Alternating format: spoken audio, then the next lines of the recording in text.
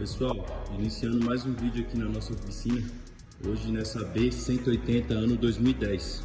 Chegou pra gente aqui com um barulho grande na caixa de direção. Vou mostrar pra vocês aqui, ó.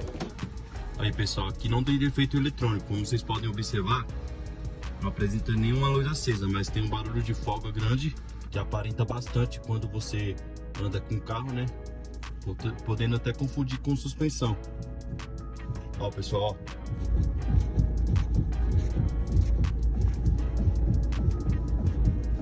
Vamos fazer a desmontagem aqui do veículo, fazer o reparo na caixa e já eu venho mostrando o resultado final para vocês.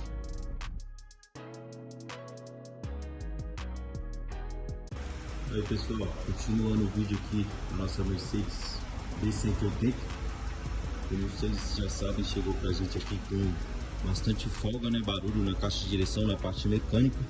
Esse carro aqui já foi o serviço finalizado. No início do vídeo deu para perceber um barulho bem alto aí na parte mecânica, que dá, às vezes até confunde os mecânicos aí com parte de suspensão.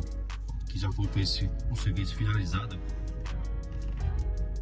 Como vocês podem observar, aquele barulho parou e o serviço finalizado. Esse carro não tem necessidade, né, de passar o scanner, como ele é um defeito mecânico, apenas barulho. Então não tem necessidade, pessoal. Então o serviço foi finalizado aí, mais um serviço concluído aqui na MR Reparos.